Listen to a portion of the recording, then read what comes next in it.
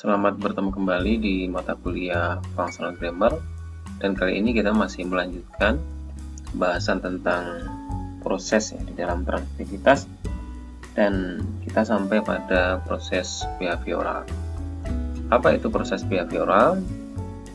Proses behavioral itu mengacu pada verbal group yang menunjukkan human and animal physiological behavior, human verbal dan juga mental behavior. Dan kalau menurut Halliday, proses behavioral itu between mental and material process, antara proses mental dan juga proses material. Demikian, proses behavioral ini menunjukkan aktivitas fisik dan juga aktivitas psikologis ya. Misalnya apa? Bernafas. Ketika kita bernafas, tentunya itu ada setengah aktivitas fisik, setengah aktivitas psikologis ya. Demikian juga dengan thoughts, dream, laugh, look over, smile, taste, watch, think on, listen to, pondering ya, atau consider dan sebagainya. Selanjutnya, proses behavioral ini dibedakan ya antara doing dengan sensing. Jadi proses behavioral itu masih masuk ke proses doing, dan itu berbeda dengan sensing. Kalau sensing dia nanti masuknya ke proses mental. Misalnya look atau watch ya, dibandingkan dengan see itu berbeda ya. Look atau watch dia behavioral ya, behavioral proses. Kalau see dia mental proses. Kenapa? Look dan watch itu the process of doing, masih the process of doing, tapi dia antara mental dan juga antara material proses ya, fisik dan psikologis. Tapi kalau see dia sekedar sensing saja, melihat ya sekilas, maka dia mental proses. Listen, nah listen ini dia juga the process of doing, melibatkan proses fisik dan juga psikologis, maka dia adalah behavioral proses. Sedangkan hear dia sensing saja ya, sekedar sensing, maka dia adalah mental proses. Untuk selanjutnya, labeling klausa yang mengandung proses behavioral itu the doer of the action ya, partisipan yang berfungsi sebagai the doer of the action itu disebutnya behavior. Sedangkan di dalam klausa yang mengandung proses behavioral itu saat mungkin juga muncul ya partisipan lain yang disebut dengan range atau behavior ataupun phenomenon. Mudah-mudahan masih ingat phenomenon ya dan juga range itu di pertemuan sebelumnya sudah dibahas. Range itu the continuation of the process, range itu atau behavior di sini sebutnya.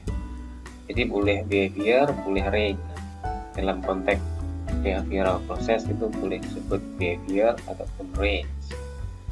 Dan ada istilah phenomenon yang juga nanti mungkin muncul. Kalau phenomenon itu partisipan ya, yang dikenai oleh prosesnya itu. Nah, untuk lebih jelas bagaimana labeling dalam klausa yang mengandung proses behavioral ini, di sini ada beberapa contoh. Misalnya ada klausa he coughs loudly. He di sana adalah nominal group ya, yang berfungsi sebagai the doer of the action. Ya, prosesnya sendiri adalah coughs, dia adalah proses behavioral.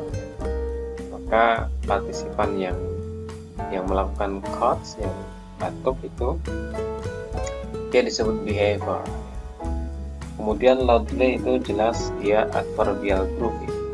Maka dia berfungsi sebagai circumstance dan jenisnya adalah manner, circumstance of manner ya. Selanjutnya he smiled a broad smile. Smile itu proses behavioral jelas. Sedangkan the doer of the actionnya dia behavior itu he, nominal group he, dia behavior.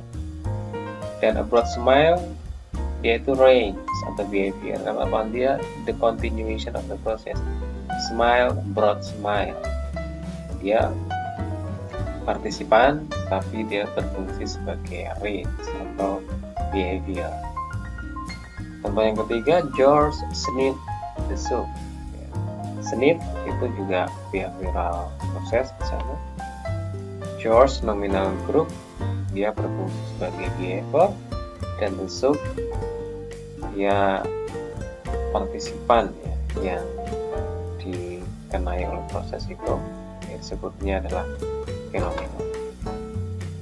Selanjutnya ada beberapa latihan, silahkan dianalisis dan juga diberikan label mana yang menunjukkan proses behavioral, mana yang behavior, mana yang range ataupun fenomena. Semoga dapat mengerjakan latihan ini dengan baik. Kita akan lanjutkan nanti dengan proses yang selanjutnya, yaitu proses verbal. Terima kasih.